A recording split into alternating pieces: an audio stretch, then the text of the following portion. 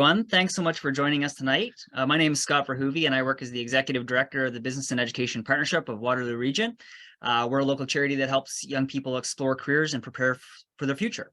We want to begin by acknowledging that we're broadcasting from the traditional territory of the Haudenosaunee, Anishinaabe, and Neutral people. We honor and respect the First Peoples of Canada, and we strive to learn from their example. We also want to thank our sponsors of our Explore Your Future program, who include the Toyota Motor Manufacturer in Canada, the Region of Waterloo, CLAC, the Workforce Planning Board of Waterloo, Wellington, Dufferin, the Specialist High Skills Major Program of the Waterloo Catholic District School Board, and the Ontario Youth Apprenticeship Programs of the Waterloo Region and Waterloo Catholic District School Boards. The goal of our Explore Your Future series is to help young people in our region and their families better understand their career opportunities and to find ways they can continue exploring and preparing. This is the third event in our series of 5 virtual webinars that we're doing this year, and we're also planning some in-person career expos for the spring, which will send some follow-up information to everyone attending as well. So tonight's session, it features 5 people with careers related to keeping us mentally and physically healthy. So our panelists tonight are going to start by sharing what they do and how they got to where they are. And then they're going to be answering your questions. So for privacy, your video and audio are off tonight, but you can type your question at any time into the Q&A function here in Zoom, and then we'll be bringing your questions forward to the panelists. So with that in mind, we're going to get right to it. And please join me in welcoming to the camera our panelists. They are Andrea Loncaric, who's a project coordinator for Schlegel-UW Research Institute for Aging, Bianca Bitsakakis. Sorry, Bianca, I forgot to ask you how to pronounce your last name correctly. She is a program manager for the Bachelor of Social Work program at Renison University College, University of Waterloo. Harshita Saxena is a registered nurse in acute care at Grand River Hospital. Kyley Paul is the CEO of NaturalSci Regulatory Consulting Corporation, and Dr. Shannon, chiropractor at Price Health. Welcome to each of you. Thank you for sharing your time with us tonight. Again, we're going to be asking you to share what you do and how you got there. We're going to go one at a time, and I told you I'd pick someone at random about who is going to go first. I'm going to choose Bianca because she showed up first on my screen. So we'll invite Bianca to share, and then again, we'll go kind of person by person here. So over to you, Bianca. Thanks. Hi, everybody. My name is Bianca Bitsakakis. My pronouns are she and her, and I am the Bachelor of Social Work Program Manager at Renison University College, University of Waterloo. So I've been in this role for about 5 years, and prior to that, I worked in the healthcare sector. I worked as a therapist or a counselor. Some of you may know it as a therapist or a counselor or a social worker, and I also worked with older adults in the community. So I took on these roles both in leadership roles, but also doing the work frontline, so doing the work with people. So I think I'm going to talk a little bit about how I got here. So I went to high school. I'm from Waterloo Region. I went to St. Mary's when it was still downtown and it was all girls. I know things have changed. Some of you might go to St. Mary's. But I went to St. Mary's, and originally I wanted to be an archaeologist. But then I found out that I wasn't that great at math and science. So I always really liked helping people and working with people. And I always wanted to see the world being a better place. So I started sort of really enjoying those classes that had to do with sociology, humanities, just generally working with people. And I did volunteer work when I was in high school. I don't know if there's still a volunteer component for high school students, but I started doing volunteer work and I realized that I really, really liked it. So in order to be a social worker, I had to do a little bit of research. And I don't know if you're all aware, but social work, like a lot of other healthcare professionals, so social worker is a protected title, which means you have to register with a college, a regulatory college. So I knew that if I wanted to be a social worker and be able to call myself a social worker and do some of those tasks and some of those jobs where you professionally go and help people, I had to go and do a bachelor's degree. So the direction I took is I went to Conestoga College first, took a social service worker diploma, and then went into Renison University College. So it is where I went to school, and I got my BA, my Bachelor of Arts degree in Social Development Studies, and then I applied for my Bachelor of Social Work degree.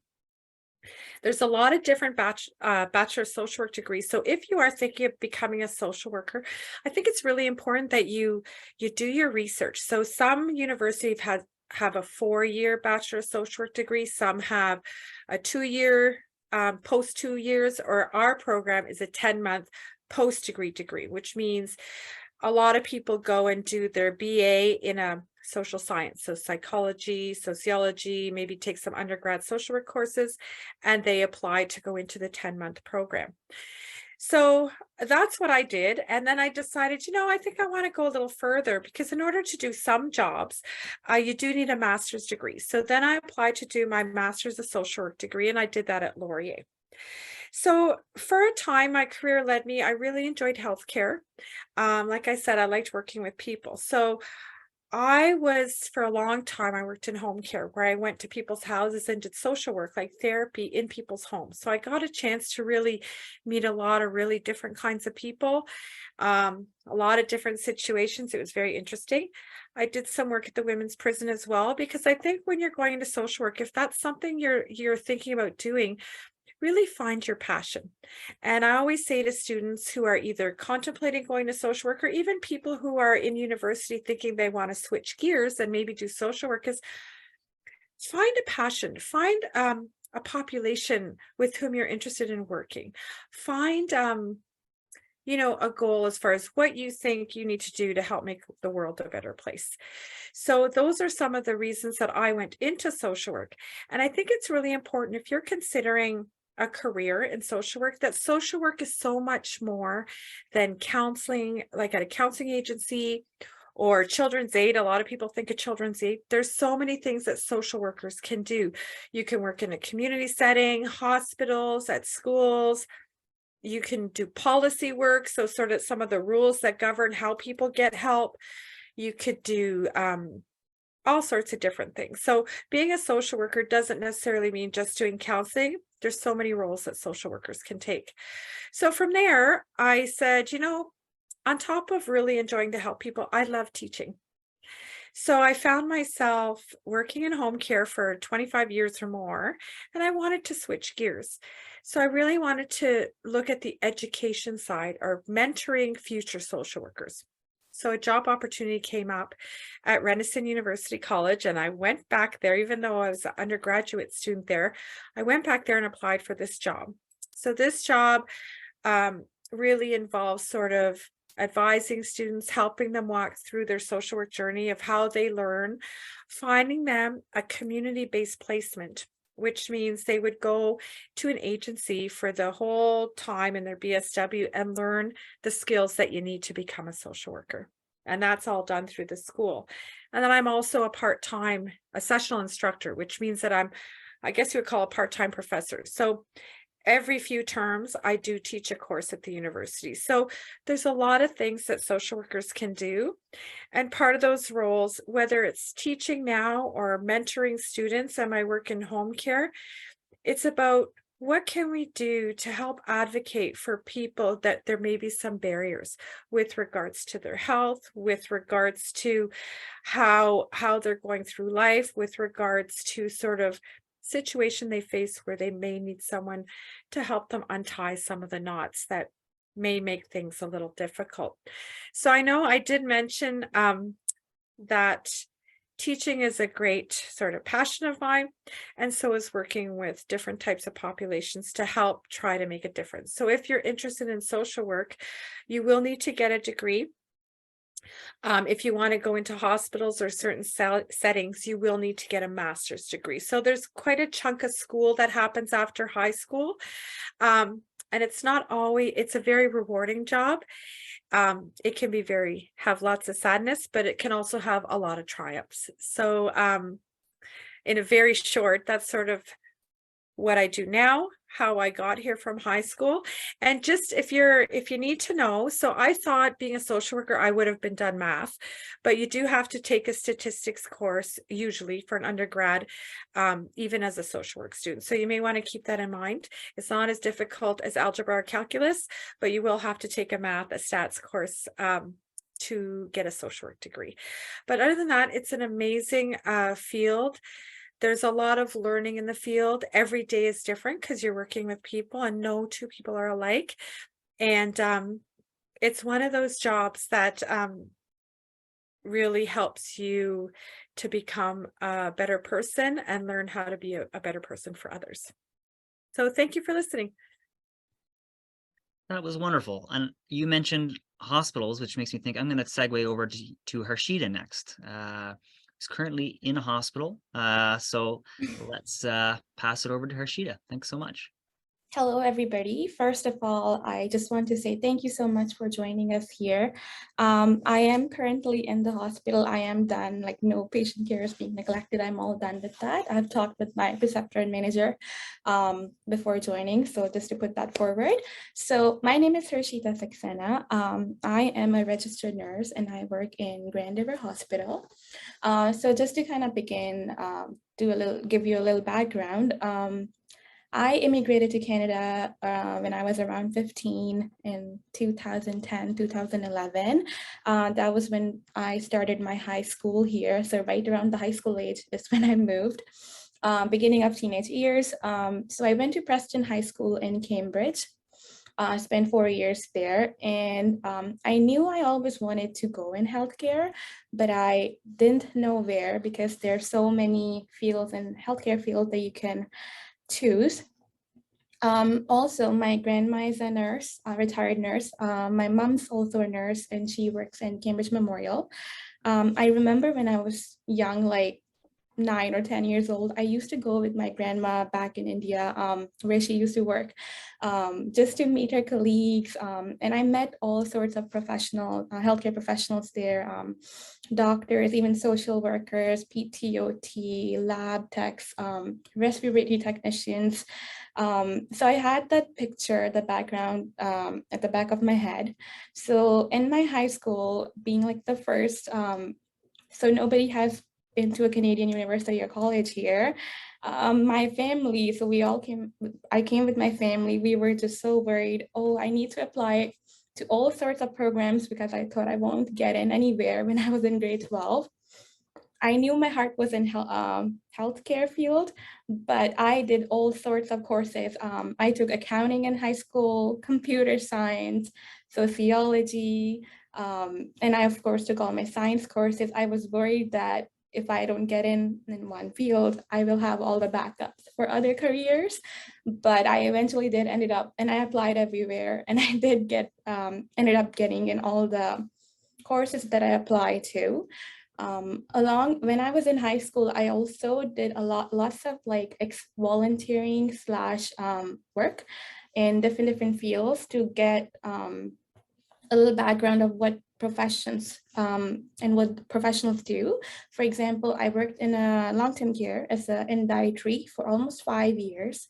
I started in around grade 10, and there I got to learn about the nurses, clinical assistants that work there, management, dietary.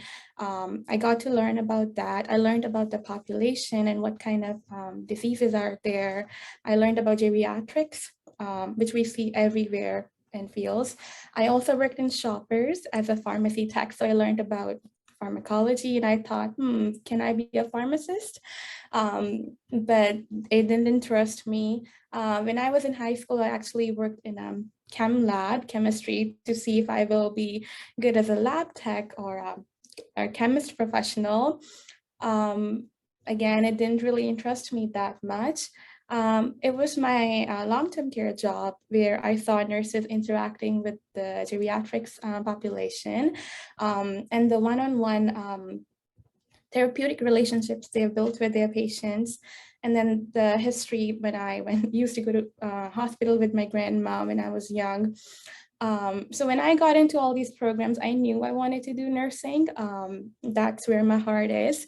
So I applied to a bunch of programs, and to get into nursing, you need to do your science courses. Like I have, at that time, it was bio, chem, you needed some math courses, I think function, calculus, you needed English, and some electives, so your top 6 courses.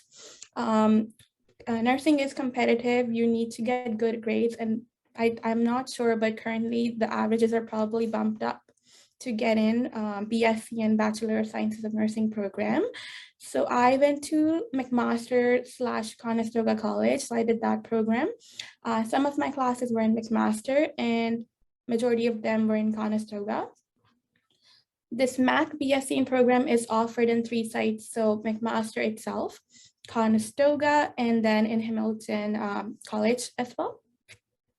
So because I live local here, I went to this university. 4 years, I did my Bachelor of Science in Nursing. And then once you graduate, you're not done yet. You have to write a license exam called NCLEX, which will qualify me to work anywhere basically. So whatever we studied, you get all sorts of questions, any topic they can throw at you. Did that exam, passed it, and then you have to do your jurisprudence exam, which is basically you have to learn about laws and regulations. It's a self-regulated profession, so we kind of go over all those laws and regulations, and I passed that. Once you are done with all those 2 sectors after graduation, then you can finally work. So I'm working in Grand River, as I mentioned. I work in acute care medicine floor. I've been here for almost 2 years. Absolutely love it. Medicine, any disease that you can think of, we see it here. Lots of clinical skills, lots of critical thinking skills. And I see people any 18 years plus on medicine, so not pediatrics, anybody 18 above. And other than the clinical side, as nurses, we also work with a lot of professions. We work with social workers, PTOT, labs, pharmacy, physicians. It's really up to the nurses to really update everybody what is going on with the patient, so they rely on you. You have a huge responsibility on your shoulders. And that's why I say nurses are the eyes, ear, heart of healthcare. Like the system would collapse without nurses. And as you guys probably saw in pandemic, the importance and role of frontline workers. It was hard, but everybody has a passion, and we all made it. So currently I'm doing a postgraduate course to transition into ICU. So today was my placement. I'm here. So I'm in ICU today, and hopefully once I get in, my future plans is to do a master's program. So registered nurses can transition into nurse practitioners. They're like physicians. You can prescribe, you can diagnose, you can treat, you can have your own clinic. And that is a 2-year master's program 2 years. And once you are done with that, you can further study. I think the highest study you can do in nursing is PhD or doctorate, but that's for future. So yeah, I want to do masters, and eventually I will end up there. And that's it.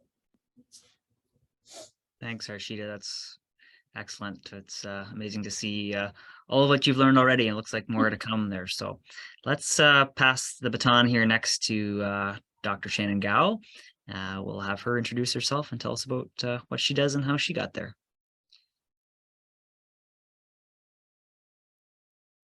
And you're muted there, Shannon. There we go. Okay. So, hi, my name is Dr. Shannon Gao. I am a chiropractor. So this is my 3rd year of being a licensed chiropractor. I work at Price Health. It's quite close to the University of Waterloo.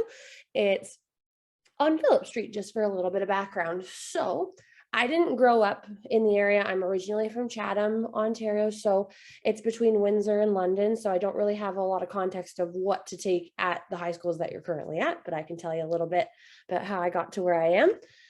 So when I was actually in grade 9, I had a just catastrophic injury to one of my hips. And all of like, this is definitely not knocking any other careers, but everyone that I saw, a lot of the doctors didn't really have an answer and just saying like, I'm not sure what this is. You might be stuck this way for the rest of your existence. You might walk with a limp, things like that.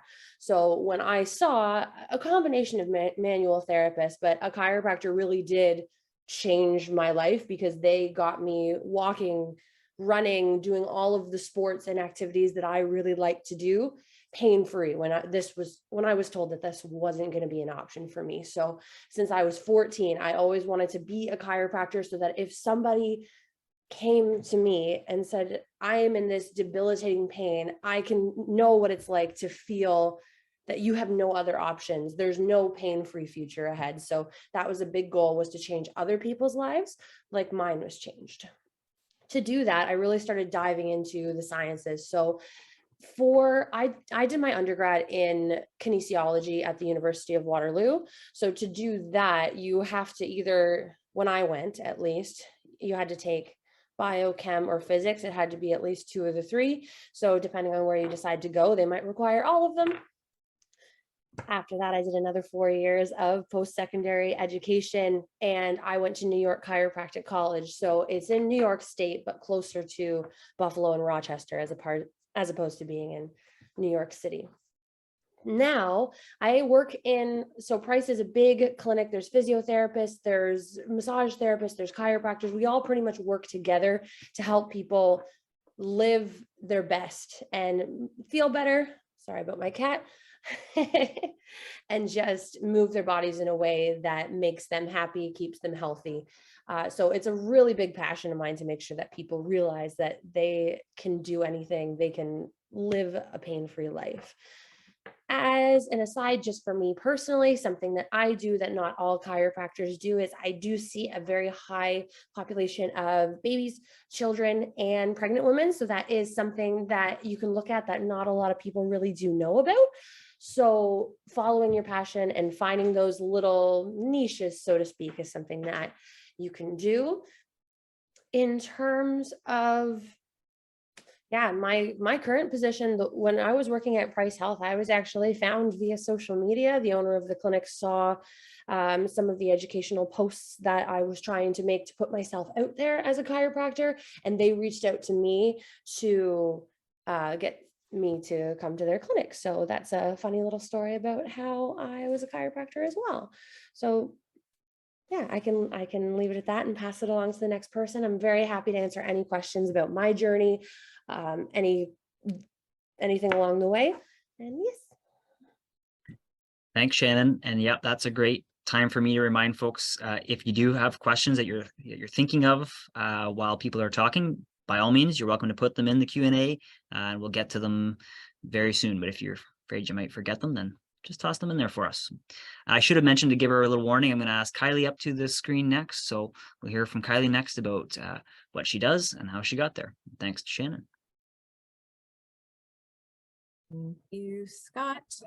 Hello, everyone. Good evening. My name is Kyley Paul. I am a serial entrepreneur and business owner, primarily in the healthcare field. So I have been a business owner for the past 9 years, and I'll tell you a little bit of my story of how I got here and then what my businesses are now.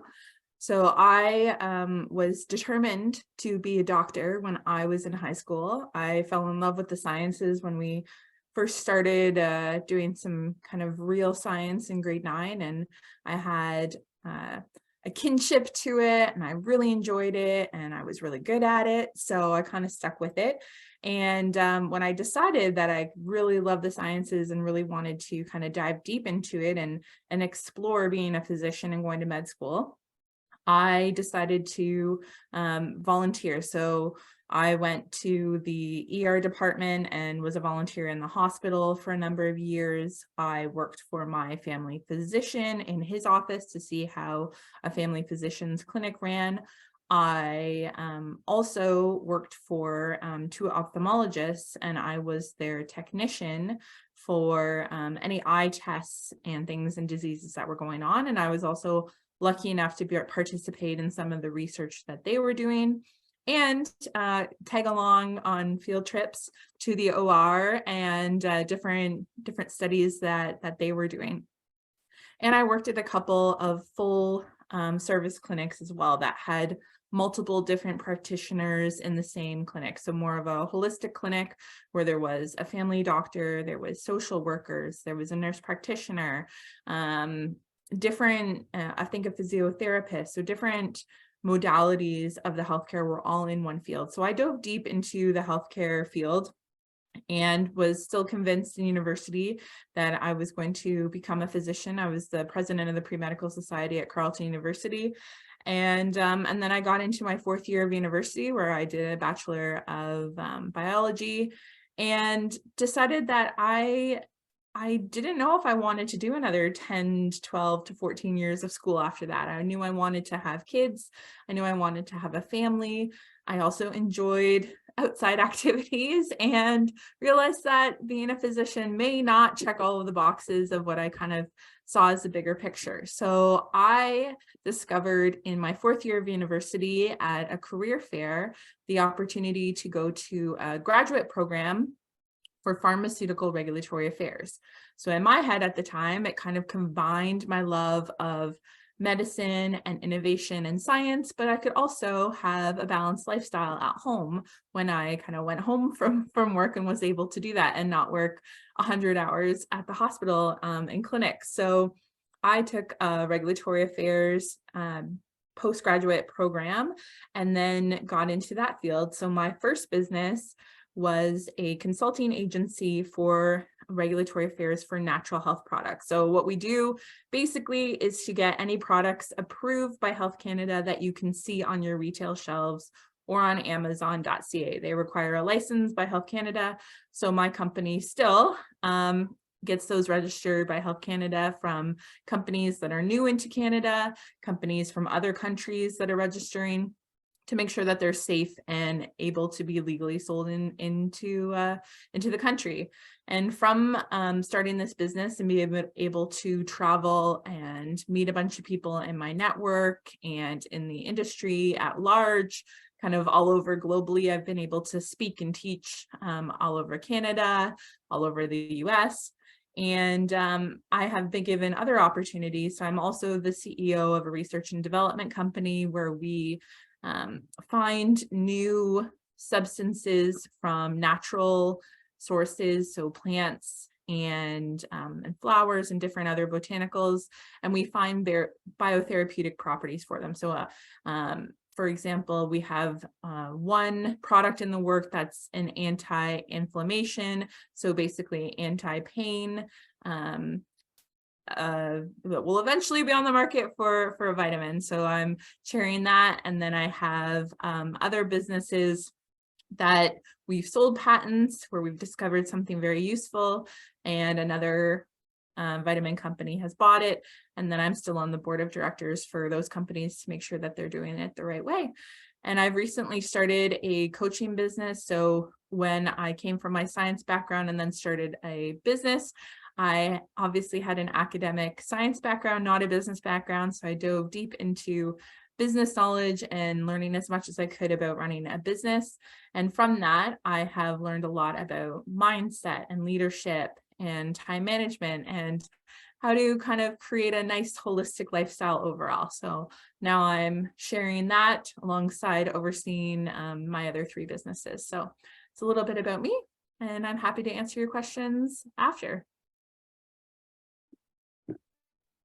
Thanks, Kyley. Love it. That was great. Thank you so much. And we're going to hear lastly from Andrea, and then afterwards we're going to move into that Q&A portion. So Andrea, thanks so much for being the last but not least here. Pass it over to you. Yeah, thank you. So good evening, everyone. My name is Andrea Loncaric. I'm a project coordinator working on the Ontario Centres for Learning, Research and Innovation long-term care program at the Research Institute for Aging in Waterloo. I've been in this role for around 7 to 8 months now, and one of the projects that I work on is encouraging students to consider a career in long-term care.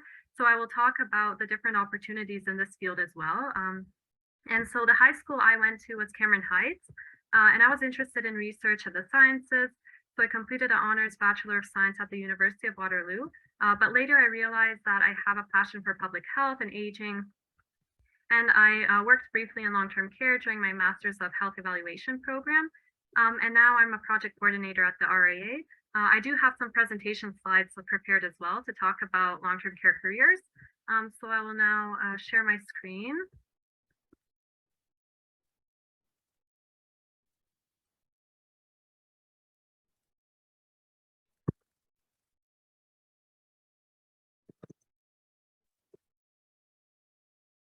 Okay. So the Ontario CLRI is a program funded by the Government of Ontario. We focus on strengthening the sector by making education, research, and knowledge on how to improve the health and well-being of people who live and work in long-term care more easily available. So as you're starting to think about what you would like to do, you might have identified that some jobs within health interest you because you're very compassionate or like to take care of others. So working in long-term care might be a good fit for you. But first, I would just like to kind of talk about the population that lives here before we dive into the careers. So long-term care homes are places where adults, and usually older adults age 75 and older, live for support with activities of daily living, such as getting dressed, eating, and moving around. And you might think that because of the 24-hour nursing and personal care that is available, that long-term care homes are like hospitals, but that's not true. And instead, there are like 620 long-term care homes across Ontario where we have residents instead of patients who move into these homes for the long term, as the name suggests, to essentially continue living as they would have at home, but now with the additional requirement to also have their care needs met safely because of the multiple chronic health conditions that they may have. And so the careers that you may be most familiar with are those in like the health and well-being category. So these careers go all the way from PSW, supporting residents with activities of daily living, medical care, including nurses and doctors, to physiotherapists, occupational therapists who aim to improve resident strength and ability to perform daily tasks. And then there are some other categories that also have elements of health within them, even though you might not really realize that initially. So for example, with the food services careers, in long-term care, residents receive meals that not only meet their nutritional needs, but they need to be aligned with their care plan.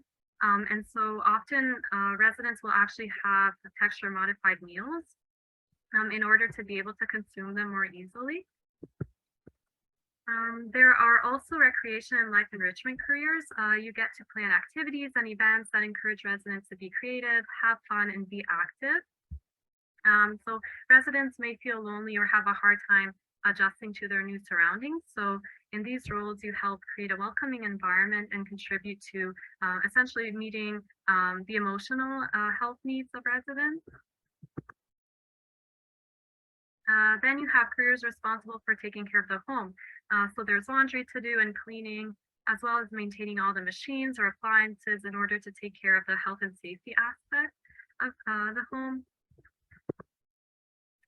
Business operations and human resources. So this is a category that's pretty standard to what most sectors have. And you get to make sure that team members are paid on time or scheduled on the correct days for their shifts. And quality care can really only be delivered when there are enough employees and when all the different departments are well coordinated. So the managers and directors in this category are really responsible for making sure that everything runs smoothly. And so as I'm wrapping up, I want to reflect on some of the reasons why you might want to work in long-term care. And prior to my role as a project coordinator, I decided to work part-time in an administrative type of role in a long-term care home while I was completing my master's degree. So I can really relate to all 5 of the reasons here. as to why you might want to consider working in long-term care. I found it really fun to talk to residents and their families and learn about their interests and even what they used to do for a living. You can learn from residents, hear different perspectives, and regardless of the career position you're in, you will also have many opportunities to interact with the same residents throughout the day, which makes it really easy to have a positive impact on someone's life that way and to make their day. Employment and getting a job may be easier in long-term care compared to some of the other health fields because many long-term care homes are expanding or adding homes in new locations as a result of our aging population increasing and living longer. And even if you don't see yourself working here in the long run or in the role you applied for, you can always try to move into more advanced roles as you discover what your interests are, as you gain experience and receive additional training or further your education. You will meet and work together with people from different career and educational backgrounds, which really brings that interdisciplinary approach because you are all working toward the same goal of taking care of the residents, but in different ways, which is really interesting to see. So you can observe what that type of holistic care is really like. And I hope you found all of this information interesting.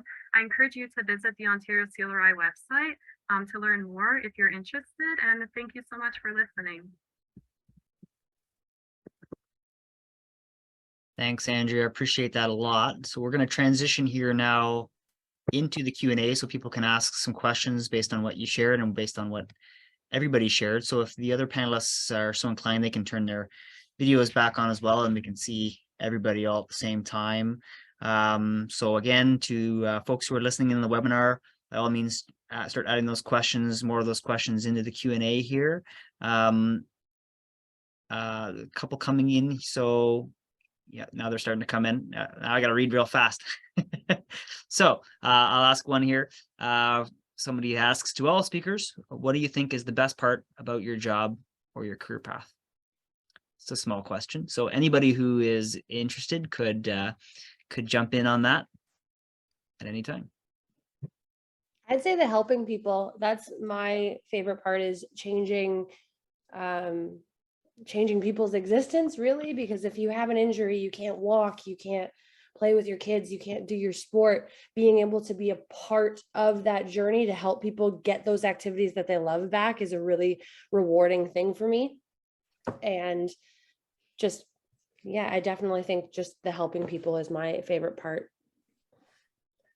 I would go next. There are a bunch of things, but for me, I think as a nurse, I get to empower people about their health, making informed decisions. For example, if they have a procedure and a doctor has to share, the risks and pros of the procedure, I really tell them, go ask them questions, know what's right. Do you think if you're okay with it, then only they'll proceed with the procedure. Don't just say yes, don't be anxious. So they really need to be empowered to make those decisions. So yeah. I'm going to say being able to learn every day and having kind of flexibility with my schedule. And for me, 99% of my days are different. I don't have the same kind of roles and responsibilities every single day, and I get to learn something new every single day, which is really fun. Yeah, and I have to say too, can you hear me okay? Okay. Same thing. It's helping people. And also I think being a social worker, you get to work with all sorts of other professionals and learn a little bit about what they do. But also, I think anyone in the helping profession, nurses, chiropractors, people work in long-term care, people in the medical field, is that being able to witness the resiliency of people and empower them and to sort of go walk along their journey with them, even though they don't know us personally, but there's so much trust that people have in the people that are sort of, their jobs are to help others. And it is really humbling.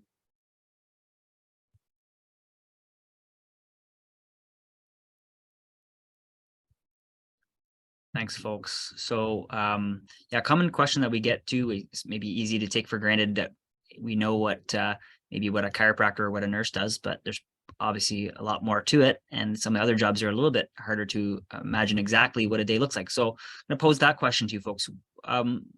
Could you kind of give us a sense of, what a typical day, and that's kind of hard, but what does a typical day look like for you? How would you describe it?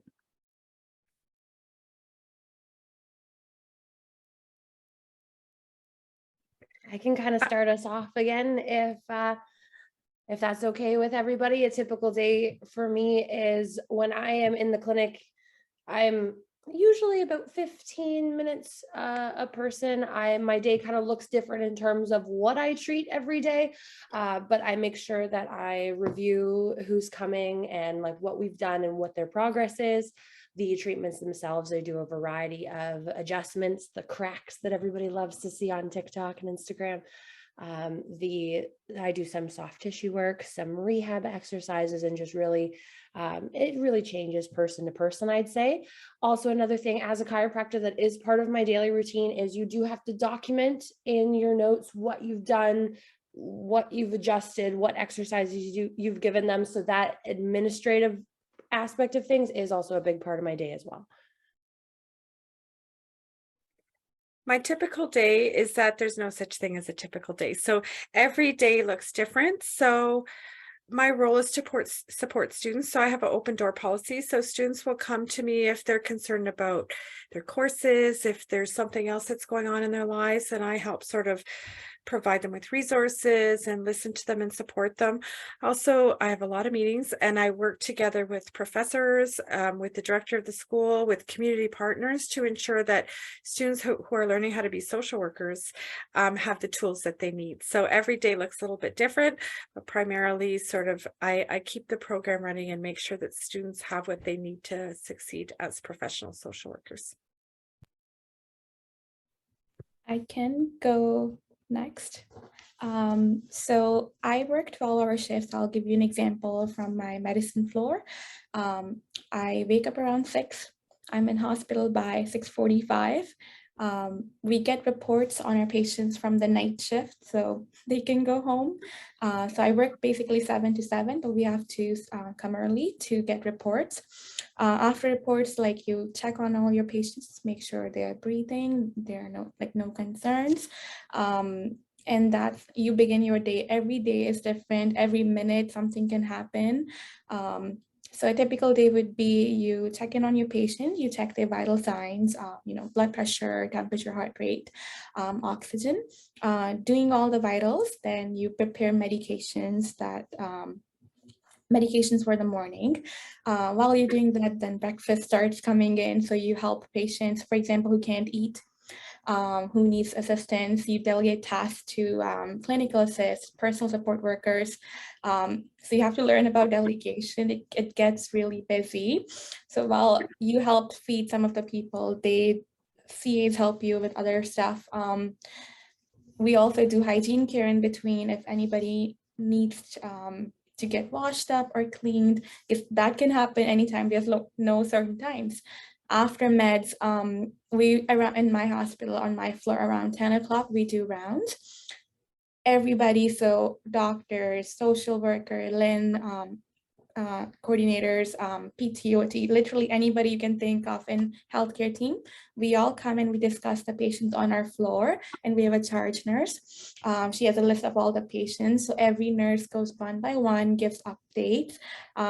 So if the nurse is not there, they would have no clue what's going on with the patient, how the night was, what are the updates. If you have any questions for the doctor, they're there, you can discuss.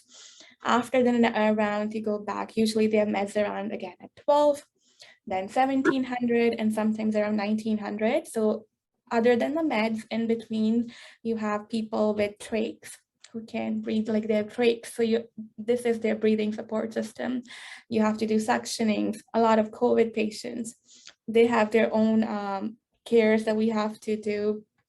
Some people, they have ostomies, so we have to do that. Wound care is a really big one on medicine. So lots of clinical skills.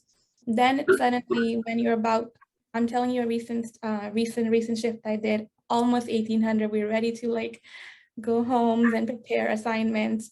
One of my patients not breathing. things change. So this is called Code Blue. CCRT team comes, we're resuscitating the patient any moment. So we have to be like, go, go, go, ready.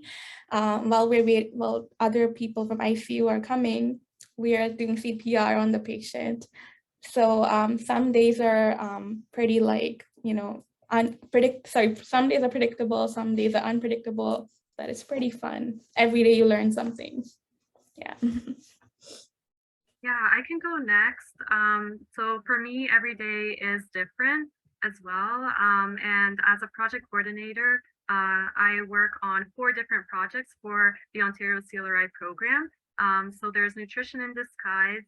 This one looks at how can we improve the meal and like the menus that residents have in long-term care. How can we make the menu, like the meals, more nutrient dense, making sure we're including some ingredients that maybe sometimes residents, might not really like, but they're really healthy and important to be like eating all these different ingredients. So what we tend to do, for example, you might take a recipe that is like brownies, for example, but then you might put like lentils in them, and that's how like the Nutrition in Disguise name came to be. And some other projects include just reaching out to high schools and focusing on that secondary school engagement. For example, a lot of high school students might not really know what they want to go into later on for their career. And one of the things in long-term care is there are massive staffing shortages. And maybe students might be interested later going into long-term care, but they don't know that that option is available to them. So just bringing that awareness. And it's really fun. And I would say one of the best parts of my job is just connecting with students and learning more about their interests and hearing about how they're finding their co-op experiences. Sometimes some of them have like completed already a co-op in long-term care, and it's just really fun and engaging to hear those stories. And 2 other projects that I work on. So this other one is person-centered language. So it looks at transforming and looking at like the terminology that's used in long-term care to make sure that we're focused on like resident-centered care. We're looking at like the residents and the families, and just making sure that like the personhood aspect is considered whenever you're just interacting with residents, yeah, just making sure you're using that inclusive language really, and then also equity, diversity, and inclusion. So with this project, it's very interesting that we're collaborating with a lot of long-term care like sector stakeholders and policymakers to make sure we're being inclusive of like families and residents of different races who have who are members of like the 2S LGBTQI+ community, yeah, that sort of thing, who may have a disability as well. So I would say every day is different, and it really depends on maybe what project I'm focusing on that day, and maybe what are like the priorities that are coming up next. I'll do a quick rundown of what I do maybe in a week, and then I was also going to answer one of the questions that's in the chat here. So I mean, my life now that my businesses have been running for the last 8 years look very different than when I first started my business, and I was working much more hours and was much more hands-on than I am now.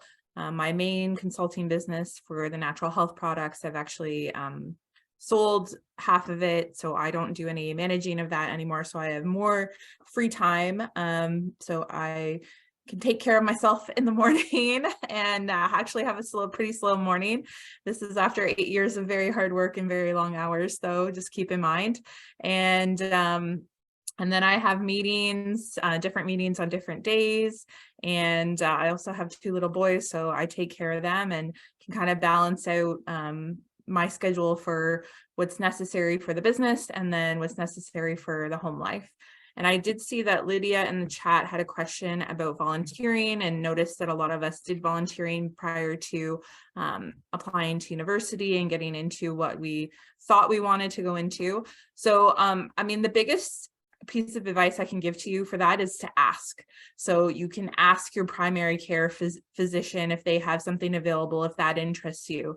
You can ask and apply to be a volunteer at the hospital and ask for a certain field that you're interested in. If you are currently attending a physio or a chiropractic clinic or a different kind of clinic, you can ask if they need some extra help and hands, or you can get a hands-on experience and see how the clinic runs and see if that's something that interests you. So that's kind of the biggest thing, is you have to advocate for your own education and really put yourself out there and think about, what do I like doing? What could I see myself doing? And then just put yourself out and try a bunch of different things. And if you don't like one thing, great. Now you know that, and you can try something else instead of maybe going to school for 6 years and thinking that you're going to like it. You guys have the opportunity now to try a lot of different things. So I highly encourage you to do that, and probably do it for a minimum of 30 days, 1 to 3 months, to really kind of get a feel of what that occupation is like before moving on to the next one. Anyone want to add any suggestions to the kind of where to find volunteering question? Medical related. There's a website called the Charity Village that oftentimes has different types of volunteer opportunities. And I think for social work or anything, a lot of community-based organizations have web pages, and they have a tab for volunteering or student placement. So that's a really good place to start, whether it's healthcare related, community-based type of work. It's always good, even if you want to get into, I know I worked with a lot of nurses, PTs, OTs, SLPs, is getting that idea of what the issues of the population are that you work with, right? Or that the population, the area that you live in, and then help that inform. Like Kyley said, you might like it, you might hate it, but it's good to know. You experiment, you see what really sort of brings out the passion in you. But there's a lot of organizations. There's also, for Waterloo Region, WW Helpline. And it's a website where you can look up anything you're interested in and see, like long-term care homes, retirement homes, organizations that has tons of contact information. So WW Helpline has lots of great resources for volunteering.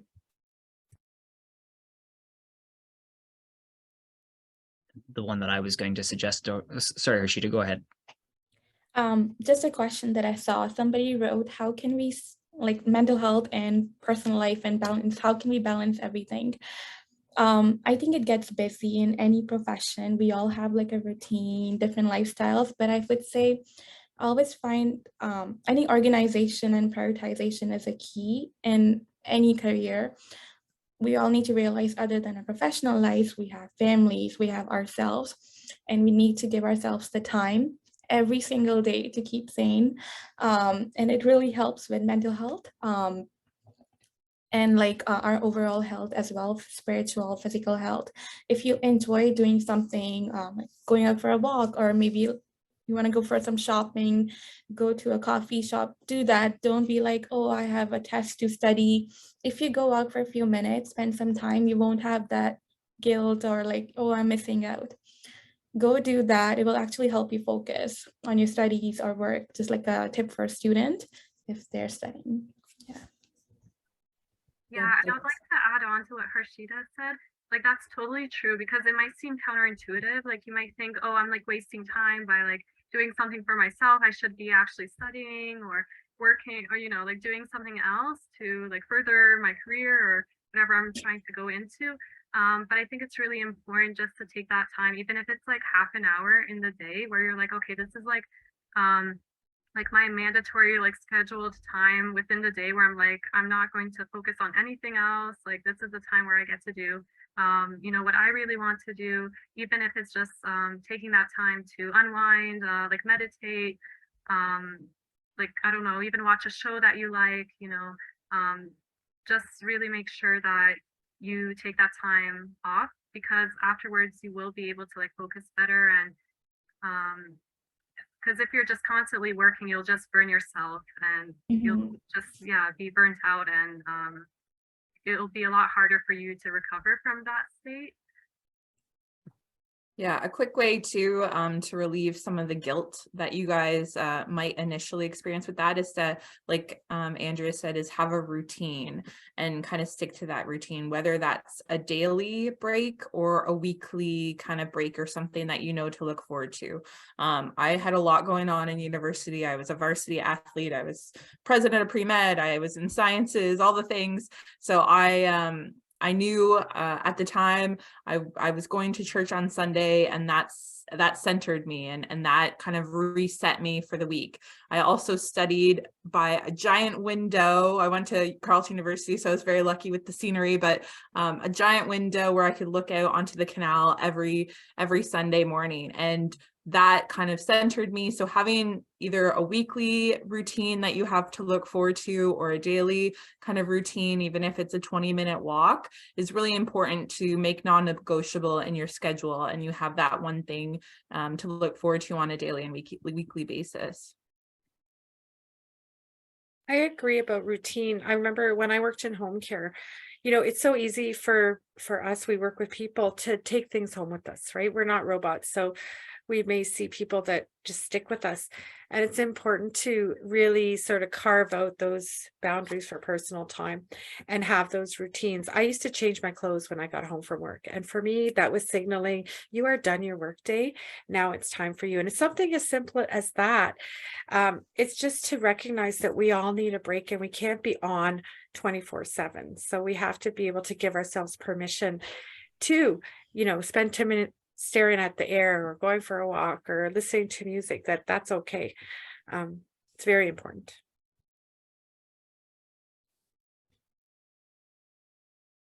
Yeah, thanks for everyone for sharing that. Yeah, I think there were some questions about some of the challenges that people experience in these kinds of jobs, and I think, you know, really what we've kind of answered both of those questions, I think, in some regard. You know, Harshita wrote in an answer too about staff shortages.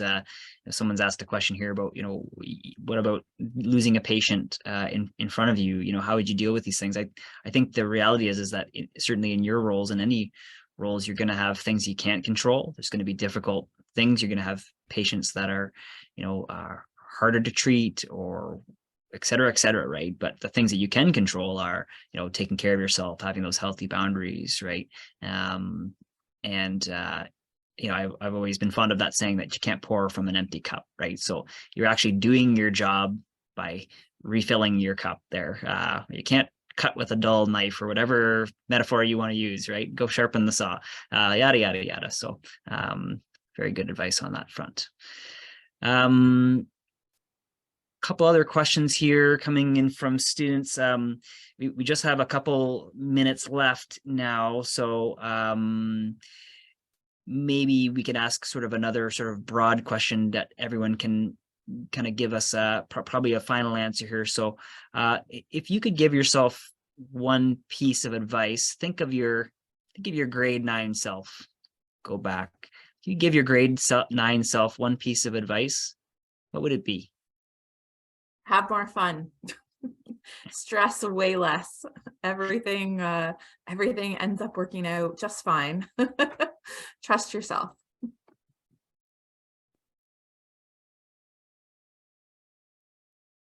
I would say be as kind to yourself as you are to others. It's kind of that empty cup thing, right? Just that whatever you decide to do, we're only human. None of us are, we don't go through the motions of the professions that we have. We have to be able to find balance and be kind to ourselves and give ourselves a break. Life isn't serious all the time, or it doesn't have to be. I would say do not underestimate your capabilities. We can do and achieve so many bigger things in life. Dream big, work hard for that, and you will succeed. Just have faith in yourself. I would say all of these wonderful, like, this is great bits of advice to kind of branch off of that. I would say that don't be afraid to ask for help. If, like, it goes back to that mental health question, if you're struggling, tell someone. Like, I'll say for myself, I struggled sometimes going through all of the big requirements through schooling. So ask for help, reach out to practitioners, ask them, like you're doing here, what their life is like, what they found successful, that you are not alone. People have gone through this journey before, they've had success. So like, there is no harm in asking. I used to bug people all the time and ask them questions as I was trying to decide my career. Yeah, and I would say to myself that like you don't have to have everything figured out by the end of high school in terms of like what career you want to do. I know for myself, I was really interested in like chemistry. So I was thinking, oh, I'm going to be a chemist, and like I'm not a chemist actually. But yeah, and I completed like my Bachelor of Science degree. But throughout the degree, I realized, oh, I actually like preventative care more, public health, and that type of field rather than just being in a lab all day. So I think as you actually go through like your education, you'll start to realize what you like and what you don't. So your plans don't have to be fixed, you know, by like grade 12 when you're actually entering university or college or whatever post-secondary school you decide to go into. Yeah, thanks, Andrea. I think that's a great segue into one thing I always like to say, which is you just trying to figure out what you could do next, right? I like Kyley mentioned at the beginning about how she was thinking about what things were important to her, what boxes she might want to check, right? So you can have those things that you want, those outcomes that you want to accomplish, and then you're kind of just thinking about what is the next thing I could do to answer some of those questions, explore something, try something, get more information, and then do something else, right? So coming on tonight is a great example of that, getting some information and some insights, learning something new, and then hopefully from tonight there'd be some things that you can think about that you might do next. So we talked about volunteering, and one site that I wanted to mention is called Volunteer Waterloo Region, a local volunteer center. All kinds of volunteer opportunities there, including for specific things for young people. So that could be a resource. Someone's asked about co-op here in the chat. Absolutely, you know, a great opportunity to get a placement somewhere in the field that you're interested in, try it out, see what you like, you learn something from that, and then you make another decision about what's next, right? So you can make, you're going to make hundreds and hundreds of small decisions are going to be what ultimately gets you to some place. And then, as everyone here will know, like, it's not over, right? You're going to keep doing that for your entire career. That's how it works. So it's not, you know, making one big decision. It's actually making many, many small decisions, and that's going to be how your career path unfolds. So very much with that in mind, I want to say kudos to everybody who has come on the call tonight, and a very big thank you to all of our panelists. A couple housekeeping things that I do need to say. If you are, we have a survey that we'll share with folks. So when folks end the when folks leave the call, that survey link should show up right away, and we'd very much appreciate if you are able to take a minute or two to fill that out. That gives us feedback on what was useful for you, how it can make these events more useful. And it's also an opportunity for you to reflect on what you learned, and again, thinking about what you might do based on what you learned tonight. So that's a very useful exercise for you as well. If you are an SHSM, a Specialist High Schools major student with the Waterloo Region District School Board, you can actually get a reach ahead experience for filling out that form if you do it within the next week. So if that applies to you, then fill that out. And you'll also get that link sent to you via Zoom tomorrow. So if you miss it here tonight, then look for it in your inbox. We also want to do a small plug here for a new program that the Business and Education Partnership is organizing called the Youth Creativity Fund. This is an opportunity for students between grades 5 to 12 to apply for a grant of up to $1,000 to try working on a solution to a problem that you see in your community. So you know, and it could be very broad. So I'm thinking about careers in long-term care as an example, as a segue here. We had a young man apply to the program who said, I have aging grandparents. They have a huge garden in their backyard. They're having a hard time caring for it. And he wanted to use some of his thinking in robotics and sensors, which he was starting to learn about, to try to build an irrigation system for his grandparents' garden. So he applied for the fund and got some funds to actually try that creative learning project and solve that problem. So invite anyone who's listening or folks who might know someone who lives in Waterloo Region here to try their creative muscle, and we can give you some money to help you do that. Finally, if you haven't already, please register to join us for our next Explore Your Future event, which is February 8th. We're going to be meeting with local people who work with numbers. They include a professional in the banking and finance industry, a business owner who runs a roofing company, a computer programmer, and a data analysis specialist in the insurance industry. So we've got another exciting panel of folks. I want to say thanks again for everyone who joined us, and to all of our panelists. We'll give them a great round of applause and wish everybody a great rest of your night. Thanks again and stay well.